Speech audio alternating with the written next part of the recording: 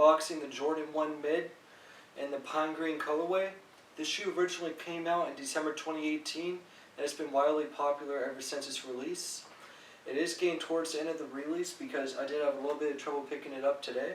Today happens to be July 23rd of 2019, so today I went to Foot Locker and I lucked out on this pair because I went in, I asked if they had any of these in the back. They did not think so, but when they did, they found my exact shoe size, 11.5, and in this colorway, and this is the only one they had. So I really lucked out on that.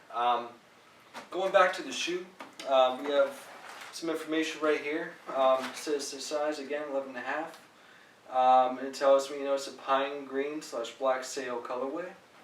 There's a Jordan logo right there, another Jordan logo right here, so they're authentic. I mean, it's from Foot Locker, so why wouldn't it be authentic, right? Now going to the shoe itself, this is the shoe right here. You'll notice that it has a green sole right here, a white sole right there, and a pine green sole right there. You'll also notice that the other shoe includes 2 additional sets of laces, so you have a green lace and a white lace, all in bags that have the Jordan logo on it, and they can go on if you don't want this black one on. And I've seen people switch it up with like different colors, even like a black one on one and a green on another. I've seen people go all white on it. You can pretty much do whatever you want. You do you. Otherwise, this shoe, the leather seems pretty nice.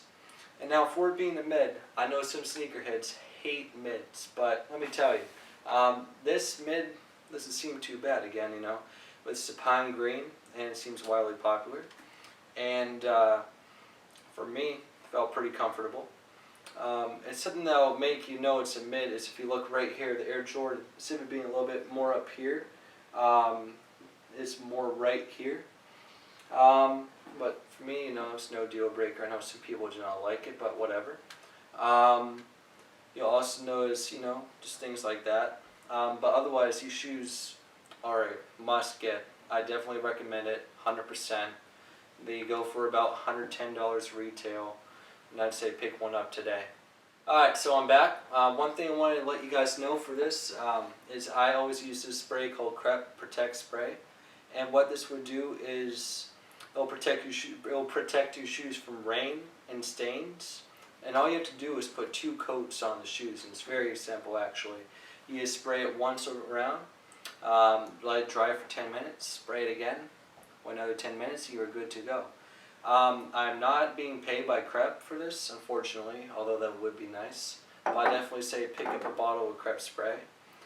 Otherwise, that's about it. So make sure to comment down below for more content, and like and subscribe to CRES Productions, and have a nice day.